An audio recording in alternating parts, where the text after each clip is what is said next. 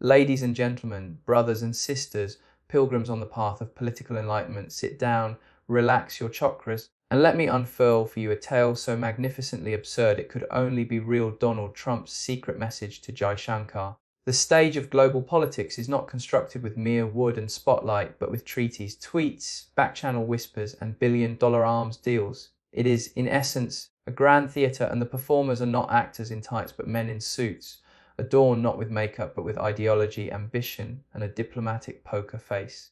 And just like any performance worth watching, the audience is distracted by the lights while the real deal is struck behind the curtains.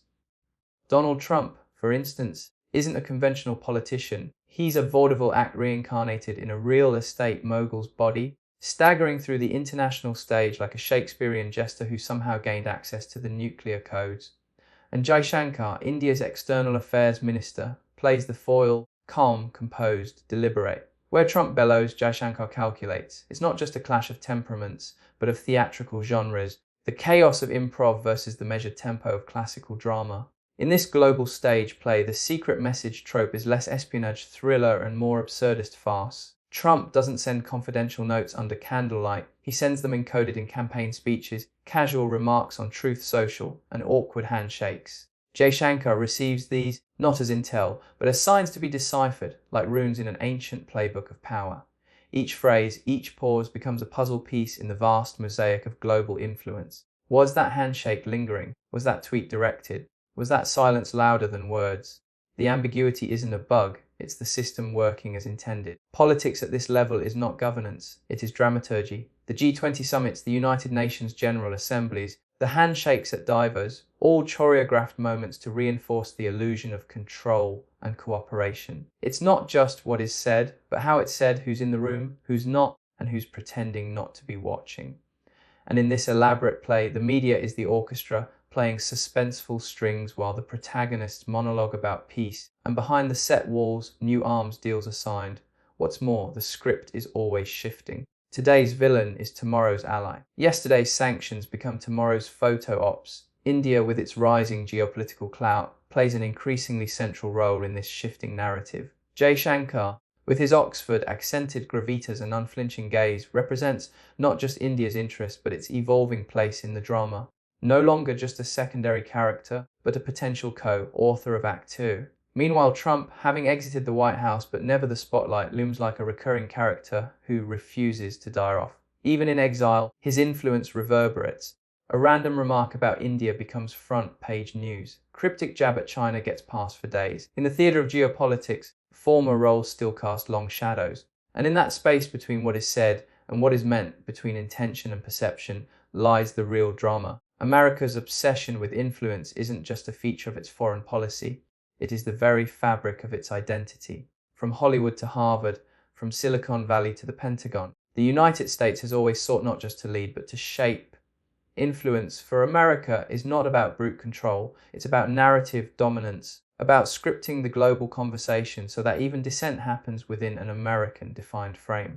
This obsession is rooted in mythology. The United States was founded on the self-image of being exceptional, a city on a hill destined to guide others, to be the example, the lighthouse.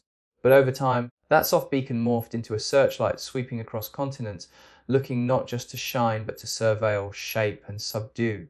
Influence is not just the goal, it's the measurement of success. If a country's election swings toward Washington's preferences, that's considered a victory. If a foreign film wins an Oscar, it's seen as integration. If an app from China trends among American teens, it's treated as a national security threat. Underneath this cultural drive is a military-industrial ecosystem that thrives not just on warfare, but on the constant potential for it. Influence, in this sense, becomes preemptive. Before a rival gains ground, America seeks to plant flags, literal and metaphorical. Embassies become ideological outposts. NGOs double as unofficial envoys. Tech companies act as cultural missionaries, exporting the values of Silicon Valley under the guise of progress. The language of freedom and democracy is deployed not merely as principle, but as branding, freedom, curated by Washington. India, in this landscape, presents a unique challenge. It is rising, independent, and increasingly unapologetic. It doesn't fit neatly into the Western liberal mold, nor does it bow to Chinese authoritarianism. And for America, this is both an opportunity and a problem. The obsession with influence means India must be wooed, pressured, or somehow integrated into the American orbit. When Trump sends a message secret, symbolic, or sarcastic to Jaishankar, it is not simply communication, it is courtship, a gesture of seduction from the world's most theatrical empire to a nation that no longer wants to play second fiddle. Yet America's tools of influence are changing. The CIA has been replaced by influencers. Drones share airspace with viral videos. Political pressure is now exerted through financial markets, media framing, and algorithmic suggestion. Influence is granular, micro, targeted. It doesn't just shape policies, it shapes perceptions. It tells the world what is normal, what is trending, what is desirable. And when a nation resists that gravitational pull, it becomes suspect. It becomes maligned, problematic, or strategically ambiguous. Labels which are, in themselves, attempts at reasserting narrative control. At the heart of this obsession is insecurity, the fear that influence is waning, that the post-Bobu order is unraveling, that China is rising, that global South voices are getting louder, that multipolarity might mean America doesn't get the final word. So it doubles down through summits, sanctions, memes, and medals. Influence becomes an addiction, constantly sought, never fully satisfied. Subramaniam Jaishankar is not a diplomat in the traditional champagne and canapé sense. He is not a man of small talk or ceremonial gestures. He's a tactician, a strategist, a chessmaster navigating a board that stretches from Washington to Beijing, from Moscow to Riyadh, with pieces that change shape mid-game. In an era of performative politics and viral diplomacy, Jaishankar is an anomaly, a cool, calculated practitioner of Realpolitik dressed in the robes of technocratic precision. He speaks with surgical clarity, unshaken in interviews, unflinching in hostile panels. Where others appeal to emotion or political theatre, Jaishankar appeals to logic, history, and India's long memory of colonization and coercion. Every sentence is weighted, every phrase calibrated. This is not verbosity for effect, it's semantic warfare.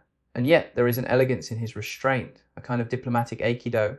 He does not push, he redirects. India's foreign policy under Jaishankar has been a subtle but radical transformation. The old non-aligned posture has been refined into what he calls strategic autonomy, a phrase that sounds neutral but conceals a quiet defiance. India will not be told what side of history to be on, because it remembers being written out of history books written elsewhere. While the West demands more alignment and China demands subordination, Jaishankar insists on a third-way principled pragmatism. This is not idealism, it's calculus. And in this game, every move counts. Buying oil from Russia post-Ukraine invasion, a move. Standing firm against Western pressure while increasing trade with the US, another move. Hosting both Putin and Biden in the same diplomatic season, check. Refusing to condemn China outright, even while preparing militarily along the line of actual control. That's the deep game. Jaishankar doesn't play to win headlines. He plays to shift the board. His mastery lies not only in what he says, but in what he doesn't. He will not name names unless he must. He won't lecture unless provoked. But provoke him, and you'll get a history lesson, a geopolitical map, and a policy critique all in one paragraph. He wields language like a scalpel, not a hammer. When questioned about Western hypocrisy on energy or arms, he responds not with anger, but with cold, factual recursion, reminding them that the rules of the game were not written in New Delhi, but neither will they be blindly followed. Jaishankar represents a post-colonial confidence that is still rare on the world stage. He does not ask for a seat at the table, he assumes it. In forums like the G20, BRICS, and SCO, he moves deftly between alliances, careful not to entangle Indian ideological traps. He knows that power is shifting, that the unipolar world is in decline, and that India's ascent requires balance more than loyalty. His worldview is multipolar, multi-aligned, and multidimensional, less a doctrine, more a dance. The idea of a secret message conjures images of coded letters, whispered conversations behind closed doors, or cryptic signals passed in the dead of night. Yet in the realm of international diplomacy, the secret message often transcends literal communication. It becomes a metaphor for the unspoken, the implied, the spaces between words where true meaning lingers. When we speak of Donald Trump's secret message to Jaishankar, we are not merely imagining a hidden telegram or a clandestine phone call. We are invoking a deeper symbolic truth about how power communicates not through transparency, but through layers of suggestion, omission, and performative ambiguity. In this metaphorical sense, the secret message is the language of influence cloaked in secrecy, but often openly coded for the initiated. It is the political equivalent of a wink, a raised eyebrow, or a knowing silence, gestures that signal alliances, threats, or agreements without ever having to publicly commit. Trump's tweets, his off-the-cuff remarks, even his provocative rhetoric become part of this symbolic secret messaging. They are both public and private, accessible yet elusive. Jaishankar, as the skilled diplomat, receives these messages not in their literal form, but as cryptic symbols, puzzles to be deciphered amid the noise. The secret message also symbolizes the performative nature of global politics. Realpolitik rarely plays out in the light of day. The grand declarations and official statements are the overture, the spectacle. The secret messages are the backstage conversations, the subtle nods, the discreet pressures that shape outcomes without fanfare. They are the invisible currents beneath the surface of international relations, carrying far more weight than any press conference or public address. Moreover, the metaphor extends to the very nature of trust and suspicion between nations. Secret messages imply a world where transparency is not always desirable, where what is unsaid can be more powerful than what is spoken. It points to the paradox of diplomacy. Trust is both necessary and impossible. Nations send secret messages precisely because they cannot fully trust one another, yet must maintain communication. The message itself becomes a delicate dance of concealment and revelation, crafted to convey meaning without triggering confrontation. In a broader philosophical sense, the secret message is emblematic of the opacity inherent in human relationships, be they political, personal, or cultural. Just as individuals harbor unspoken thoughts and feelings beneath their words, so too do nations carry hidden agendas beneath their public diplomacy. The secret message is the shadow side of communication, the unarticulated subtext that often drives decisions more than official declarations. Finally, the metaphor challenges us to consider how much of global politics is performative theatre versus substantive dialogue. If the secret message is a symbol of power's inscrutability, then it also reflects the difficulty ordinary people face in discerning truth from propaganda, signal from noise. The secret message reveals the fundamental asymmetry in diplomacy. Some actors hold the keys to the cipher, while others remain outsiders, decoding the play as best they can. It is in this elusive interplay of meaning and mystery that the secret message finds its most profound significance. Donald Trump, in the pantheon of political figures, occupies a unique space, not quite a statesman, not quite a conventional leader, but something closer to a chaotic oracle. This label captures the paradox of his presence, a man whose words and actions often appear erratic, impulsive, and unpredictable, yet who somehow exerts a magnetic pull on the political imagination of millions. Like an oracle from ancient times, he delivers pronouncements that are at once baffling and strangely prophetic, enigmatic riddles wrapped in bombastic soundbites. The chaotic oracle doesn't follow the scripts of traditional politics.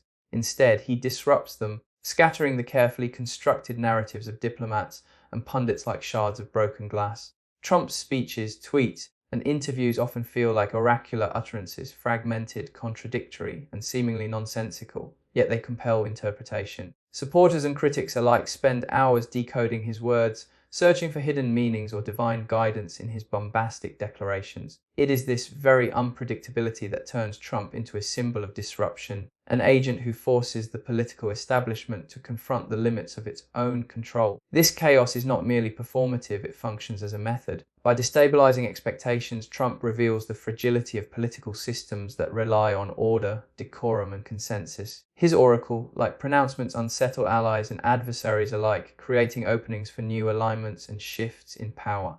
The secret message he might send to Jaishankar is part of this chaos, a cryptic signal that resists straightforward interpretation and invites speculation. It is less about content and more about effect. The message unsettles, intrigues, and reshapes diplomatic dynamics through uncertainty itself. Like ancient oracles who spoke in ambiguous verses, Trump's chaotic rhetoric allows multiple interpretations, giving his followers the freedom to project their hopes and fears onto his words. To some, he is a prophetic disruptor who challenges globalist elites and restores national pride. To others, he is a dangerous demagogue sowing division and misinformation. In both cases, his role as a chaotic oracle means he is less about delivering clear policies and more about embodying the tumult of a world in flux. Moreover, this oracle status elevates Trump beyond conventional politics into the realm of myth. His persona becomes a symbol of a broader cultural and political crisis. The erosion of traditional authority, the rise of populist insurgencies, and the fracturing of established narratives about truth and leadership. The chaos he embodies is a mirror reflecting deeper anxieties about globalization, identity, and power. His secret message, to Jaishankar is thus not just a diplomatic communication, but a metaphor for this chaotic epoch. In this light, Trump's role challenges us to reconsider what it means to lead and to communicate in the modern world. The chaotic oracle disrupts the linear narratives of progress and stability, replacing them with cycles of unpredictability and reinterpretation. His cryptic signals compel diplomats like Jaishankar to adapt, to decode not just words but moods and intentions hidden beneath the surface. The chaotic oracle, then, is not a figure of clarity but of paradox, a harbinger of change through confusion, a voice of power speaking in riddles, and a reminder that in the theatre of global politics, certainty is often the greatest illusion. In the swirling chaos of modern geopolitics, where bombast and power plays dominate headlines, there lies an unexpected potential, a spiritual awakening born out of political madness. The spectacle of leaders like Donald Trump, the cryptic diplomacy of figures like Jaishankar, and the opaque, secret messages exchanged behind closed doors are not just symptoms of global dysfunction. They are, paradoxically, the mirrors reflecting humanity's deeper collective crises, and with them the possibility for profound inner transformation. Political madness marked by unpredictable rhetoric, covert maneuvers, and theatrical grandstanding often seems like the very antithesis of spirituality. Yet if we step back and perceive it as a grand cosmic drama, it becomes clear that this chaos can function as a catalyst. When old structures of power falter and familiar narratives collapse, the disorientation that follows shakes societies awake from complacency. The illusions of control and certainty dissolve, forcing individuals and nations alike to confront the deeper truths beneath the veneer of authority and nationalism. Take, for instance, the seemingly absurd idea of a secret message from Trump to Jaishankar. On the surface, it's political intrigue, a game of influence and strategy. But on another level, it represents the layers of meaning hidden beneath everyday interactions.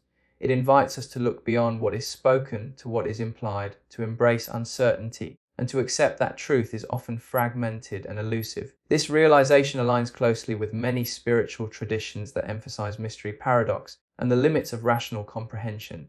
Political madness then becomes a form of modern spiritual crisis, a collective dark night of the soul. It is in this crucible of confusion and upheaval that new awareness can emerge. When the old gods of nationalism, power, and ideology fall from their pedestals, there is room for a new kind of leadership, not one based on dominance or division, but on compassion, interconnectedness, and humility. The madness breaks the spell of illusion and invites a reckoning with the egoic structures that have long driven conflict and separation. This awakening is not merely abstract or philosophical, it manifests in the actions and attitudes of people across the globe. Grassroots movements for justice, calls for environmental stewardship, and demands for transparency in governance all signal a shift in collective consciousness. The bewildering dance of global politics becomes a backdrop against which individuals begin to reclaim their agency, not as pawns in a geopolitical game, but as conscious participants in shaping a more mindful world. Furthermore, the interplay between figures like Trump and Jaishankar, with their contrasting styles and hidden messages, symbolizes the tension between chaos and order, the known and the unknown. This dialectic mirrors the inner spiritual journey where one must navigate between certainty and doubt, control and surrender. The secret message thus serves as a metaphor for the inner dialogues we all face, between our conditioned responses and the deeper wisdom that emerges when we embrace complexity. In this light, political madness is not just dysfunction to be lamented, but a necessary upheaval, a spiritual shaking that disrupts complacency and awakens the collective soul to the interconnectedness of all things. It challenges us to see beyond borders and ideologies, to recognize the shared humanity behind political posturing, and to cultivate a deeper sense of presence amid the storm. Through this lens, the madness becomes a doorway rather than a dead end.